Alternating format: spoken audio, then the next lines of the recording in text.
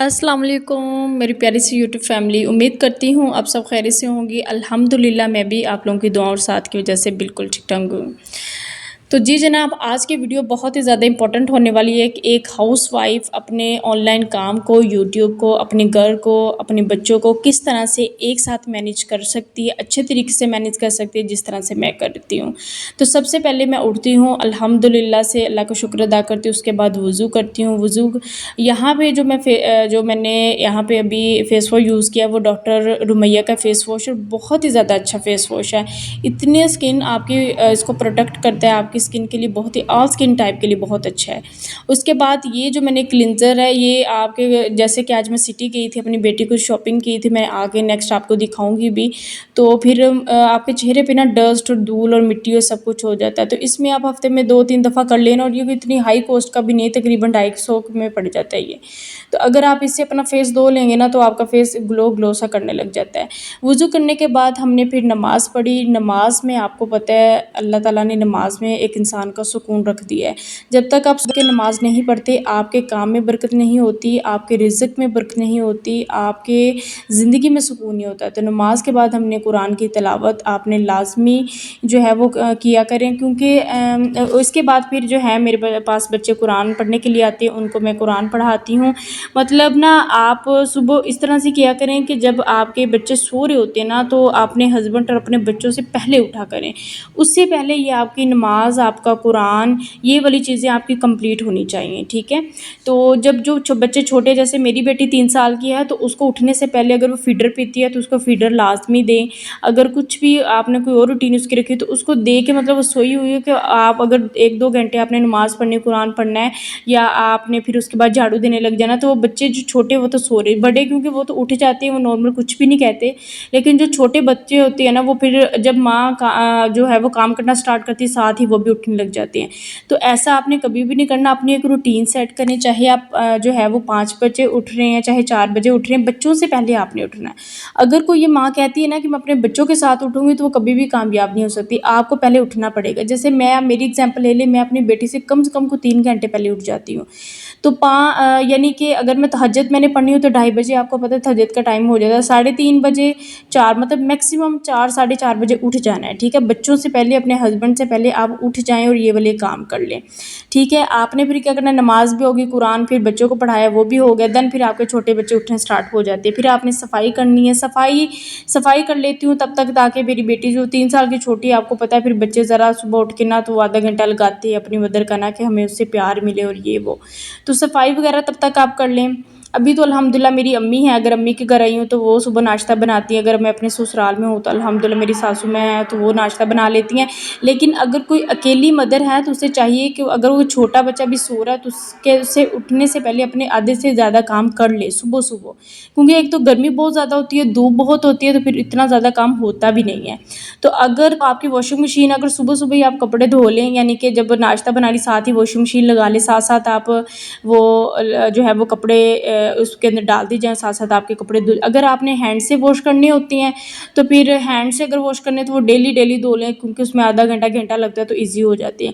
उसके बाद फिर आज मैं बाज़ार गई थी, आपको पता है सुबह अल्हम्दुलिल्लाह ईद है, तो यहाँ पे फिर मैं कुछ फ्रूट्स वगैरह लेकर आई थी कि चलो कस्टर्ड वगैरह बनाएंगे, बच्चे मतलब शौक से खा लेते हैं, या फिर कोई भी मिल्क शेक। जैसे अल्हम्दुलिल्लाह आज मेरा रोज़ा, और इसी रोज़े के साथ मैं वॉइस ओवर भी कर रही हूँ। आपको पता है यौम अरफा का रोज़ा, और ये इतनी ज़्यादा फजीलत वाला आज रोज़ा है कि आपके जो पिछले 1 साल के गुनाह और आने वाले जो 1 साल के गुनाह है ना, वो इंशाल्लाह माफ़ हो जाते हैं।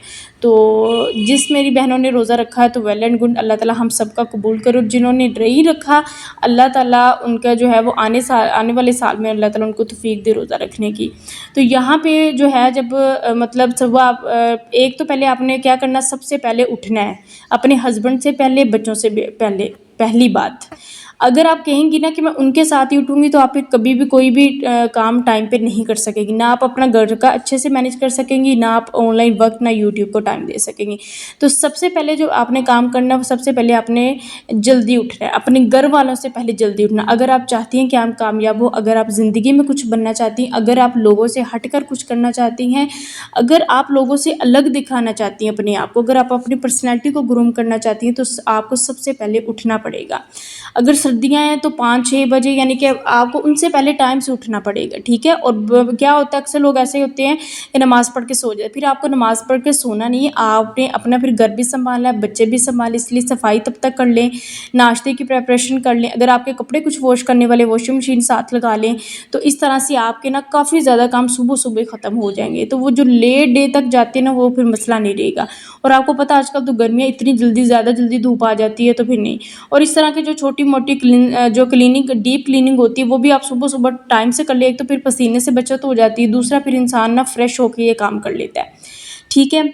और फिर इस तरह के जो जो भी कुछ छोटे मोटे आपके किचन के काम है, वो आप जो है ना वो तब तक कर लिया करें। फिर क्या होता है, फिर बच्चे अल्हम्दुलिल्लाह सब उठ जाते हैं, फिर हम नाश्ता करते हैं। नाश्ता करने के बाद जो भी फिर आपके काम रह जाते हैं, जैसे कि अगर किचन में कुछ फ्रिज की सफाई करने वाली रहती है, या कुछ और को काम, आपके हस्बैंड का कोई काम है, फिर वो ईज़िली आप फ्रेश तरीके से कर सकती हैं। और इसके बाद जो है फिर अगर आपने कोई कपड़े इस्त्री वगैरह करने, वो भी फिर आप साथ कर सकते हैं। फिर आपको पता है गर्मी में इतने लंबे दिन होते हैं, तो फिर इजीली बंदा ना, अगर सुबह 9 बजे भी अपने सारे काम करके फ्री होना, तो 1 बजे तक भी अगर आप अपना साथ ऑनलाइन वर्क करें या यूट्यूब पे वर्क दें, तो आप इजीली मैनेज कर सकती हैं। और हाँ, उसके बाद अगर आपने अपने किसी बच्चे को नहलाना है, कुछ भी साथ वो भी कर लें, ठीक है। सुबह सुबह काम आपका सारा हो जाता है।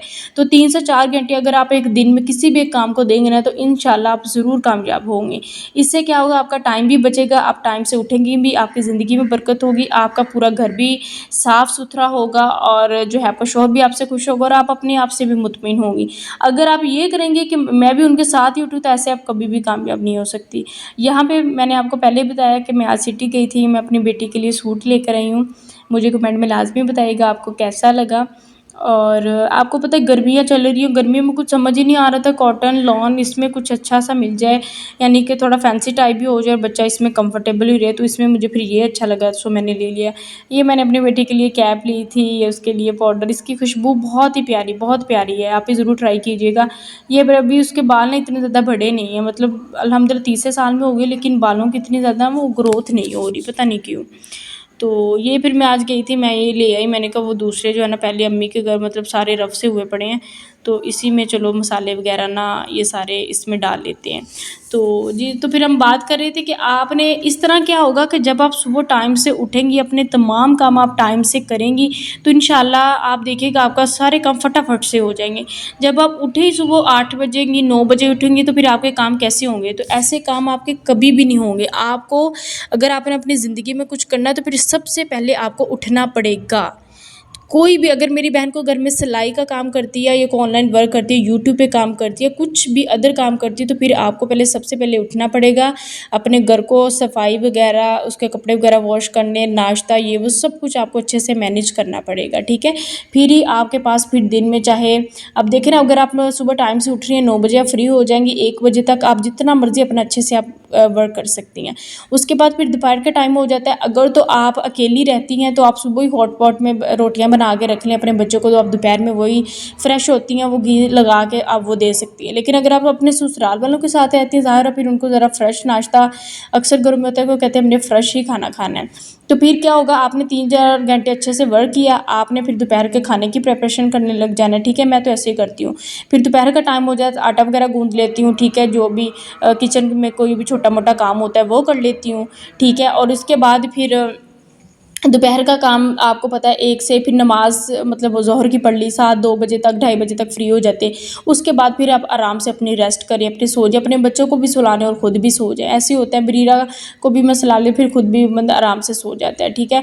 और शाम को फिर आपको पता है जैसे नॉर्मल किचन में काम होता है, सालन वगैरह बनाना और ये वो, तो फिर वो आपका फिर ये होगा, आपका माइंड रिलैक्स होगा, आप खुद रिलैक्सेशन फ़ील करेंगी पूरे दिन में ना, कि आपका दिन बहुत अच्छा, आपकी नमाज़ भी आप टाइम से पढ़ लिया करेंगे, आपके अपने तमाम काम भी पूरे हो जाएंगे, और आप अपने घर को भी अच्छे से मैनेज कर पाएंगी। और अगर आप अपने ससुराल के साथ रहती हैं, तो उनको भी आप अच्छे से लेकर चलेंगी।